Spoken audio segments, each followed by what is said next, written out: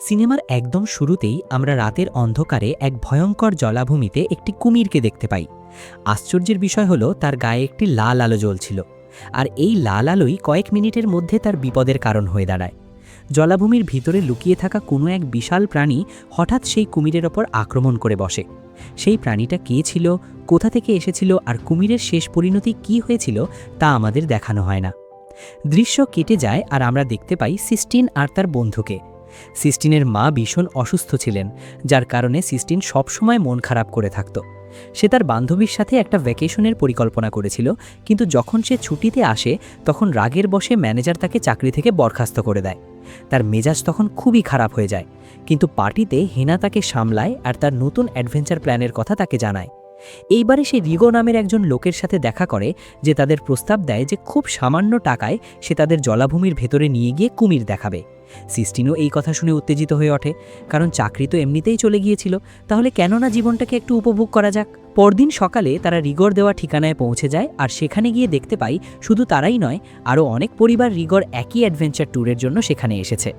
রিগো প্রথমে তাদের জঙ্গলের মাঝখানে নিয়ে যায়, যেখানে সে আর তার বস তাদের ক্লায়েন্টদের জন্য একটা ছোট্ট মিউজিয়াম তৈরি করে রেখেছিল।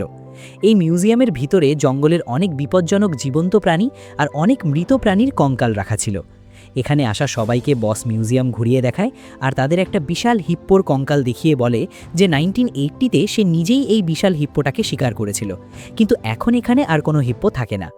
সিস্টিন, হেনা আর তাদের সাথে থাকা সবাই এই হিপ্পোর কঙ্কালের সাথে ছবি তোলে, আর এসবের মাঝেই রিগো জলাভূমিতে যাওয়ার সব প্রস্তুতি সারতে থাকে। সে সবাইকে বোটে বসিয়ে লাইফ জ্যাকেট দেয় আর অনেক নির্দেশনা দেয়, যার মধ্যে একটা ছিল কেউ যেন পানিতে হাত না দেয়, কারণ পানিতে অনেক বিপজ্জনক প্রাণী আছে যারা তাদের ক্ষতি করতে পারে। তারা এবার জলাভূমির ভিতরে এগিয়ে যায় আর জঙ্গলের মাঝখানে এক ভয়ঙ্কর জায়গায় পৌঁছে যায়। সবাই এই অ্যাডভেঞ্চার দারুণ উপভোগ করছিল। রিগো এবার তার মোবাইল বের করে একটা ট্র্যাক করতে শুরু করে, আর এখানেই আমাদের সামনে এক বিশাল টুইস্ট উন্মোচিত হয়। গত রাতে যে কুমিরের গায়ে জ্বলন্ত লাল আলো আমরা দেখেছিলাম, আসলে সেই লাল আলোটা ছিল একটা ট্র্যাকার, যা রিগো নিজেই লাগিয়ে রেখেছিল। এই ট্র্যাক করেই সে দর্শকদের কুমিরের কাছে নিয়ে আসতো, তারপর কিছু খাবার দিয়ে তাকে বের করে সবাইকে কুমির দেখাতো। কিন্তু আজ তার সেই কুমিরটাকে ট্র্যাকারের জায়গায় খুঁজেই পাওয়া যাচ্ছিল না। যেখানে তার ট্র্যাকারটা পড়েছিল সেখানে কিছুই ছিল না। রিগো সেখানে অনেক মার্শম্যালো ফেলে, তবুও কুমির বের হয়ে আসে না। এমনকি রিগো মুরগি আর আরও অনেক কিছু ছুড়ে দেয়, কিন্তু কুমিরটা আজ পানিতেই ছিল না। অনেকক্ষণ অপেক্ষার পর যখন কুমিরের দেখা মেলে না, তারা এগিয়ে যেতে শুরু করে, আর এগিয়ে যেতেই তাদের চোখে পড়ে এক অদ্ভুত দৃশ্য। দূরে কিনারায় কুমিরটা মরে পড়ে আছে, তার মাথা শরীর থেকে আলাদা হয়ে গেছে। এই দৃশ্য দেখে সবাই আটকে ওঠে। শেষ পর্যন্ত কুমিরের এই অবস্থা কে করলো? যদি এমন কোনো প্রাণী এই জলাভূমিতেই থাকে, তাহলে বুঝতে হবে তাদের নিজেদের জীবনও এখন বিপদের মুখে। এই ভেবেই সবাই ভয় কুঁকড়ে যায়। এখানেই রাতের সেই রহস্যেরও জবাব মেলে। আমরা তো জানি যে কুমিরের ওপর সেই রাতে ওই বিশাল প্রাণীটাই আক্রমণ করেছিল। তখন কুমিরের পরিণতি দেখানো হয়নি, কিন্তু এখন আমরা জানি সে মারা গেছে, আর যে সত্যি এই আক্রমণ করেছে সে ভীষণ বিপজ্জনক। এখানে যে বৃদ্ধ লোকটি তার মেয়ে আর নাতির সাথে এসেছিলেন, তিনি সাথে সাথে রেস্কিউ টিম ডাকতে বলেন, কিন্তু রিগো তাতে রাজি হয় না। আর বৃদ্ধের প্রচণ্ড ধমক খাবার পর সে সত্যিটা স্বীকার করে ফেলে। এখানে আসা আসলে বেআইনি, সে অবৈধভাবেই সবাইকে এখানে নিয়ে এসেছিল, আর যদি এখন রেস্কিউ টিম ডাকে তাহলে সে আর তার বস দুজনেই জেলে যাবে। সবাই তার উপর প্রচণ্ড রেগে যায়, কিন্তু সে সবাইকে বোঝায় যে রাগ করার দরকার নেই, সে শীঘ্রই তাদের এই এলাকা থেকে নিরাপদে বের করে নিয়ে যাবে। এতক্ষণ পর্যন্ত সবার মনে হচ্ছিল যে তারা নিরাপদে বাড়ি ফিরবে, কিন্তু এর কোনো নিশ্চয়তা ছিল না। কিছু দূর যাওয়ার পরই হঠাৎ কেউ তাদের বোটে ধাক্কা মারতে শুরু করে, আর বোটটা উল্টে যায়। সবাই পানিতে পড়ে যায় আর ছটপট করতে থাকে। সবাই নিজেদের সাহস জড়ো করে উল্টে যাওয়া বোটের দিকে এগোতে থাকে, কিন্তু ব্যবসায়ী নারী ডায়না বোটের কাছে পৌঁছাতে পারে না, কারণ সে অনেক দূরে ছুটে গিয়েছিল। প্রাণ বাঁচাতে সে দ্রুত পানি থেকে উঠে একটা গাছের ওপর চড়ে বসে। ধীরে ধীরে যখন সবাই পানি থেকে বেরিয়ে আসে, তখন রিগো পুরো শক্তি দিয়ে বেরিয়ে আসে, আর আমরা জানতে পারি পানির নিচে কিছু একটা তার উপর আক্রমণ করেছিল, আর সে এখন ভীষণ আহত। সবাই মিলে তাকে সাহায্য করে আর কোনো রকমে বোটে তোলে। ঠিক তখনই আবার কিছু একটা তাদের বোটে ধাক্কা মারতে শুরু করে। এবার সবাই আতঙ্কিত না হয়ে স্থির বসে থাকে, আর পানির নিচের সেই প্রাণীটা তাদের বোটটাকে গাছের কাছে নিয়ে গিয়ে ছেড়ে দেয়। ভাগ্য ভালো, এই মুহূর্তের জন্য এটাই ভালো হয়। বোটে বেশি ভার থাকায় সেটা পানিতে ডুবে যাচ্ছিল, আর গাছের কাছে আসায় অনেকেই দ্রুত গাছের ডালে উঠে পড়ে। বোটে থাকা লোকজন রিগোকে সাহায্য করতে চাইছিল, তার প্রাণ বাঁচানোর চেষ্টা করছিল, কিন্তু ফার্স্ট এইড বক্সটাও পানিতে পড়ে গিয়েছিল। এবার সিস্টিন নিজের জীবনকে বিপদে ফেলে ধীরে ধীরে গাছের সাহায্যে পানিতে নামার চেষ্টা করে, আর কোনো রকমে সেই ফার্স্ট এইড বক্সটা উদ্ধার করে বোটের কাছে নিয়ে আসে। এখানে বৃদ্ধ লোকটির মেয়ে ছিলেন একজন নার্স। তিনি ফার্স্ট এইড বক্স থেকে একটা ছুরি আর একটা ফ্লেয়ার গান বের করেন। ছুরিটা প্রচণ্ড গরম করে রিগোর ক্ষতস্থানে লাগিয়ে দেন, যার ফলে রক্তপাত বন্ধ হয়ে যায় আর সংক্রমণের ঝুঁকিও কমে যায়। রিগোর ব্যথাও এবার একটু কমে। আপাতত তারা এক বিশাল বিপদ থেকে বেঁচে ফেরে আর কিছুটা স্বস্তির নিঃশ্বাস ফেলে। জলাভূমিতেই তারা নিজেদের বোট থেকে পড়ে যাওয়া পানির বক্সটাও খুঁজে পায়, যা মাইকি তুলে সবাইকে পানি দেয়। বৃদ্ধ লোকটি এবার সবাইকে বলেন যে বেঁচে থাকার জন্য এখানেই তাদের শিকার করতে হবে। তারা শিকারের প্রস্তুতি নিচ্ছিল, ঠিক তখনই মাইকি পানিতে একটা নড়াচড়া অনুভব করে। যখন সে তার দাদুকে অর্থাৎ বৃদ্ধ লোকটিকে এই কথা জানায়, তখন তিনি সবাইকে গাছে উঠে যেতে বলেন। সবাই আতঙ্কিত হয়ে গাছে ওঠার চেষ্টা করছিল। ঠিক তখনই টাল সামলাতে না পেরে বৃদ্ধ লোকটির মেয়ে পানিতে পড়ে যান। সিস্টিন, যে তখনও নিচের ডালেই ছিল, নিজের জীবনের পরোয়া না করে শুধু বৃদ্ধ লোকটির মেয়েকে বাঁচাতে পানিতে ঝাঁপ দেয় আর তাকে সহায়তা দিয়ে বোটের ওপর তুলে আনে। এই বিপদ থেকে বেরিয়ে তারা এখনও নিঃশ্বাসও নিতে পারেনি।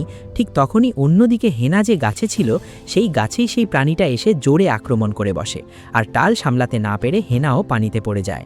সিস্টিন তার বন্ধুকে বিপদে দেখে ছটফট করে ওঠে আর সাথে সাথে তার দিকে ছুটে যাওয়ার চেষ্টা করে, কিন্তু হেনা তার থেকে অনেক দূরে ছিল। আর এই মুহূর্তে হেনার কাছাকাছি ছিলেন সেই বৃদ্ধ লোকটি, যার নাতিকে সিস্টিন টিপটু আগেই বাঁচিয়েছিল। সময় এসেছিল সেই উপকারের ঋণ শোধ করার। তাই বৃদ্ধ লোকটিও পানিতে ঝাঁপ দিয়ে হেনাকে বাঁচানোর চেষ্টা করেন, আর এই চেষ্টাতেই তিনি সেই প্রাণীটির শিকার হয়ে যান। প্রাণীটা এতটাই নির্মমভাবে তার ওপর আক্রমণ করে যে পানিতে এখন শুধু তার রক্তই দেখা যাচ্ছিল। তার মৃত্যুতে সবাই স্তব্ধ হয়ে যায়, কেউ কোনো কথা বলতে পারে না। সিস্টিন দ্রুত নিজেকে সামলে নিয়ে আবার হেনাকে পানি থেকে তোলার চেষ্টা করে, কিন্তু হেনার ওজন অনেক বেশি ছিল, সে তাকে উপরে টেনে তুলতে পারে না। আর হেনা তার হাত ছেড়ে দিয়ে নিজেই পানির অন্য পাশে গিয়ে গাছে ওঠার চেষ্টা করে, কিন্তু সফল হওয়ার ঠিক আগেই সেই প্রাণীটা পানি থেকে বেরিয়ে হঠাৎ তার উপর আক্রমণ করে আর তাকে নিয়েই পানিতে তলিয়ে যায়। হেনাও মৃত্যুর কোলে ঢলে পড়ে, আর দুজনের মৃত্যুর পর সবাই গভীর শোকে ডুবে যায়। এখন তাদের নিজেদের জীবনও বিপন্ন হয়ে পড়েছিল। ধীরে ধীরে রাতের গভীর অন্ধকার ছেয়ে যায়, আর তারা এখনও ফিরতে পারছিল না। অন্যদিকে বসেরও উদ্বেগ বাড়তে থাকে। তিনি তার আরেক সহকর্মীকে বলেন গিয়ে রিগোকে খুঁজে নিয়ে আসতে, কিন্তু সেই ছেলেটা রাতের অন্ধকারে ঝুঁকি নেওয়ার জন্য বেশি টাকা চাইছিল। বস সেই টাকা দিতে রাজি হয় না, তাই নিজেই প্রস্তুতি নিয়ে এগিয়ে যেতে শুরু করেন। এদিকে সবাই ক্লান্ত শ্রান্ত হয়ে জঙ্গলের মাঝেই বসেছিল। সিস্টিন একরকম যন্ত্রণায় ছিল আর রিগো ছিল অন্য যন্ত্রণায়। নার্স সিস্টিনের কাছে যান আর জানতে পারেন যে হেনাকে টেনে তোলার সময় সিস্টিনের হাত জয়েন্ট থেকে সরে গিয়েছিল, অর্থাৎ তার হাড় স্থানচ্যুত হয়ে গিয়েছিল। নার্স তার প্রশিক্ষণের সাহায্যে দ্রুত তার স্থানচ্যুত হাতটা ঠিক করে দেন। তারপর রিগোর কাছে যান। তিনি বুঝতে পারেন রিগো এই মুহূর্তে দুর্বল হয়ে পড়েছে আর তার শরীরে পানির ঘাটতি হয়েছে। তিনি রিগোকে পানি পান করান আর তাকে সজ্ঞানে ফিরিয়ে আনেন। রিগো দ্রুত সবাইকে বোটের চারপাশে পানিতে আগুন জ্বালাতে বলে, যাতে প্রাণীটা থেমে গিয়ে তাদের কাছে আসতে না পারে। এরপর রিগো সবার কাছে ক্ষমা চাইতে থাকে। সে বলে যদি সে সময় মতো রেস্কিউ টিম ডাকত, তাহলে হয়তো আজ আমরা সবাই বেঁচে থাকতাম। এবার সে তাদের বলে যদি কেউ বোটের ভেতর থেকে তার আসল ট্র্যাকারটা নিয়ে আসতে পারে, তাহলে তার সাহায্যেই তারা রেস্কিউ টিমকে ডাকতে পারবে। এই কথা শুনে সাথে সাথেই সিস্টিন আবার নিজেকে বিপদে ফেলতে রাজি হয়ে যায়। রিগো তাকে বুঝিয়ে দেয় বোটের ভেতর ট্র্যাকারটা কোথায় পাওয়া যাবে। তারপর তাকে একটা চাবি দেয় আর সিস্টিন পানিতে ঝাঁপ দেয়। সে পানির নিচে দিয়ে বোটের ভেতরে ঢোকে আর দ্রুত লকারটা খুলে সেটা খোলার চেষ্টা করে। অনেক চেষ্টার পর অবশেষে লকারটা খুলে যায় আর ট্র্যাকারও পাওয়া যায়। সে যখন খুশি মনে ফিরে আসে, তখন দেখতে পায় তার সব পরিশ্রম বৃথা গেছে, কারণ ট্র্যাকারটা এখন আর কাজ করছিল না। রিগো দ্রুত তার ফোন বের করে ব্যাটারি ঝাঁকিয়ে ফোনটা আবার চালু করার চেষ্টা করে, আর অবশেষে এবার ফোনটা চালু হয়ে যায়। সে সাথে সাথে তার লোকেশন রেড অ্যালার্ট হিসেবে পাঠিয়ে দেয়, আর সবার আগে এই লোকেশনের অ্যালার্ট পৌঁছায় তার বসের কাছে, যিনি ইতিমধ্যে তাদের রেস্কিউ করার জন্য পানিতে বেরিয়ে পড়েছিলেন। বস যেই তাদের লোকেশন জানতে পারে, দ্রুত তাদের দিকে এগোতে শুরু করে। বোট দেখে সবাই ভীষণ উত্তেজিত হয়ে ওঠে, কারণ এবার বেঁচে থাকার আরেক আশা তাদের সামনে এসে দাঁড়ায়। বস প্রথমেই এসে রিগোকে আহত দেখে আতঙ্কিত হয়ে পড়ে, কারণ রিগো ছিল তার ডান হাত। সে রিগোকে জিজ্ঞেস করে এসব কিভাবে হলো, আর রিগো জানায় যে পানিতে একটা হিপো আছে। বস এই কথা শুনে অবাক হয়ে যায়। এটা বিশ্বাস করার মতো কথাই ছিল না, কারণ গত 60 বছরে সে এখানে কোনো হিপো দেখেনি। যাই হোক, সে সবাইকে তার বোটে তুলতে শুরু করে। এখান থেকে নিয়ে যাওয়ার ঠিক আগে সেই ব্যবসায়ী নারী রিগোর ওপর প্রচণ্ড রেগে যায়। তার সাথে যা ঘটেছিল তার জন্য সে আতঙ্কিত ছিল, আর সব দোষ রিগোর ওপরই চাপাচ্ছিল। এমনকি সে রিগোকে মারতেও এগিয়ে যায়। মাইকি তাকে পেছন থেকে সামলানোর চেষ্টা করলে সে মাইকিকেও পেছনে ধাক্কা দেয়, আর মাইকি পানিতে পড়ে যায়। পরের মুহূর্তেই হিপো এসে তাকে পানিতেই খেয়ে ফেলে, আর এই দৃশ্য দেখে সবাই স্তব্ধ হয়ে যায়।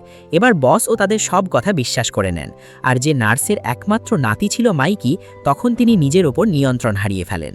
আগে তার বাবা মারা গিয়েছিলেন, আর এবার তার নাতি। এই দুনিয়ায় তার আর কেউ রইল না। বস ও তার জীবনে এত বিশাল হিপো প্রথমবার দেখলেন। তিনি সবাইকে বলেন, এত বড় হিপ্পো এই জলাভূমিতে থাকলে তাদের জীবিত বেরিয়ে যাওয়া খুব কঠিন, তাই আগে তাকেই শিকার করতে হবে। এই বলে তিনি সবাইকে বোট থেকে একটা নিরাপদ জায়গায় নামিয়ে দেন আর নিজের বন্দুক নিয়ে হিপ্পো শিকারে বেরিয়ে পড়েন। তার কাছে 2 ধরনের বন্দুক ছিল, একটা ট্রাঙ্কুইলাইজার আর একটা ফায়ার গান। ট্রাঙ্কুইলাইজার দিয়ে আগে হিপ্পোকে অজ্ঞান করে তারপর অন্য বন্দুক দিয়ে তাকে মারার পরিকল্পনা ছিল তার। এদিকে যখন রিগো আর তার বস হিপ্পো শিকারের প্রস্তুতি নিচ্ছিলেন, তখন অন্যদিকে মাইকির দাদি শোকে পাগল হয়ে নিজের নাতিকে খুঁজতে পানিতে নেমে পড়েন, এটা না ভেবেই যে সে তো আগেই মারা গেছে। তিনি পানিতে ডুবতে শুরু করেন। ঠিক তখনই হিপ্পো নিজেই বসের সামনে এসে হাজির হয়। সে এতটাই বিশাল ছিল যে তার মুখের সামনে বস একেবারে ছোট্ট মনে হচ্ছিল। সে বসের ওপর আক্রমণ করার চেষ্টা করে, আর বস একটা ধারালো অস্ত্র তার মুখে ঢুকিয়ে তাকে আহত করার ব্যর্থ চেষ্টা করেন এবং সব উপায়ে তাকে থামানোর চেষ্টা করেন। কিন্তু এবার পরিস্থিতি বসের নিয়ন্ত্রণে আসছিল না। তার নিজের জীবন বাঁচানোই কঠিন হয়ে পড়েছিল। এখানে আহত রিগো নিজের সমস্ত শক্তি জড়ো করে একটা ট্রাঙ্কুইলাইজার তুলে নিতে সক্ষম হয়। পুরো শক্তি দিয়ে সে ট্রাঙ্কুইলাইজারটা হিপ্পোর দিকে ছুড়ে দেয়, ঠিক তখন যখন হিপ্পো বসের সাথে লড়াইয়ে ব্যস্ত ছিল। ট্রাঙ্কুইলাইজার লাগতেই হিপ্পো অজ্ঞান হয়ে পানির নিচে তলিয়ে যেতে শুরু করে। হিপ্পো পানির নিচে যেতেই বসের কিছুটা হুঁশ ফেরে। তিনি পেছন ফিরে রিগোর দিকে তাকাতেই স্তব্ধ হয়ে যান। রিগো ততক্ষণে মারা গেছে।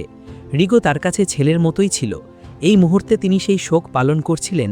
ঠিক তখনই আবার পানিতে নড়াচড়া অনুভূত হতে শুরু করে। তারা বুঝে যান যে ট্রাঙ্কুইলাইজারেরও সেই হিপ্পোর ওপর তেমন কোনো প্রভাব পড়েনি। এবার তাদের দ্রুত সেই হিপ্পো থেকে বাঁচতে এখান থেকে বেরিয়ে যেতে হবে। বস মেয়েদের বলেন পানিতে নড়াচড়া করে হিপ্পোর মনোযোগ ঘুরিয়ে দিতে, আর তিনি নিজে বোট আনার চেষ্টা করবেন।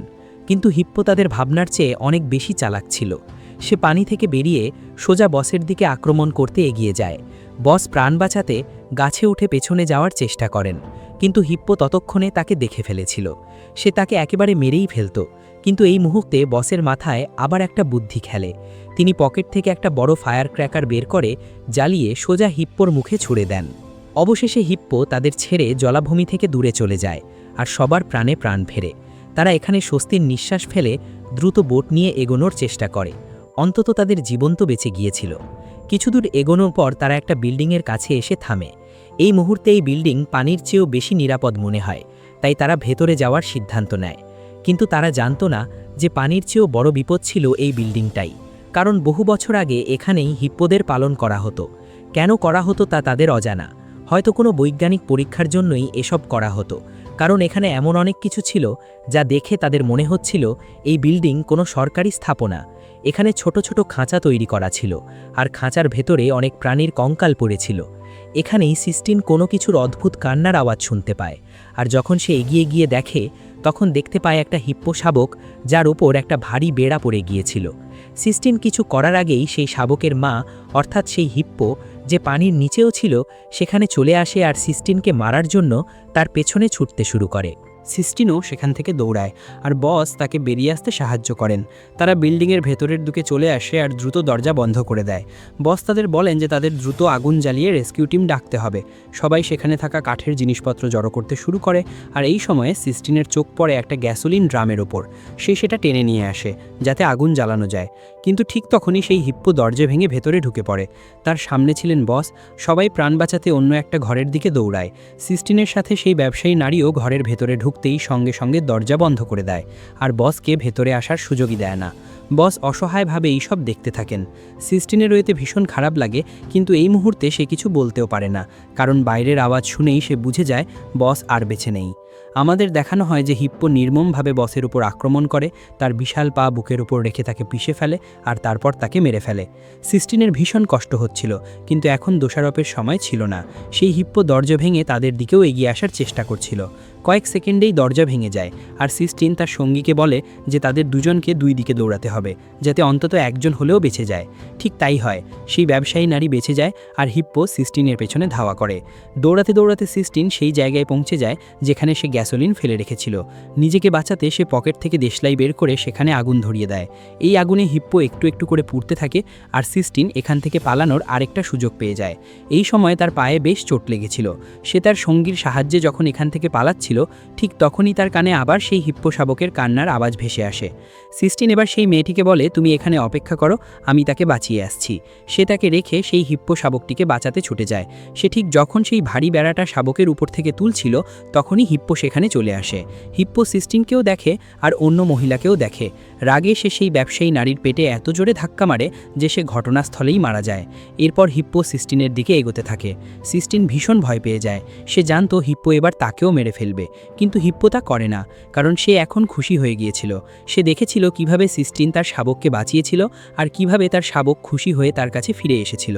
হিপ্পো এবার তার শাবকের সাথে খেলতে শুরু করে আর শেষবার মতো ভালোবাসা ভরা চোখে সিস্টিনের দিকে তাকিয়ে সেখান থেকে চলে যায়। সুযোগ পেয়েই সিস্টিন দ্রুত উপরের দিকে ছুটে যায়, যেখানে এখন রেস্কিউ হেলিকপ্টারের আওয়াজ শোনা যাচ্ছিল। তারা মিলে যে আগুন জ্বালিয়েছিল তারই সংকেত পেয়ে এই সাহায্য এখানে এসে পৌঁছায়। সিস্টিনের ভাগ্য ভালো ছিল, একদিকে হিপ্পো তাকে জীবিত রেখে দিয়েছিল আর অন্যদিকে জঙ্গলের সব বিপদ থেকেও এই রেস্কিউ টিমের মাধ্যমে সে মুক্ত হয়ে যায়। তবে তার সব সঙ্গী ততক্ষণে মারা গিয়েছিল আর এর জন্য তার মনে গভীর দুঃখ ছিল। প্লেনের ওপর থেকে উড়তে উড়তে সে নিচে জলাভূমির দিকে তাকায়, যেখানে সেই হিপ্পো তার শাবককে নিয়ে জলাভূমির দিকেই ফিরে যাচ্ছিল। এই দৃশ্য দেখে তার আরও কষ্ট হয়, কারণ সে জানতো যা তার সঙ্গীদের সাথে ঘটেছে ঠিক তেমনটাই ভবিষ্যতে অন্য মানুষদের সাথেও ঘটতে পারে, আর সেই কারোর ভাগ্য বদলাতে পারবে না। আর এখানেই সিনেমাটি শেষ হয়। তো দেখা হবে পরের ভিডিওতে। বাই।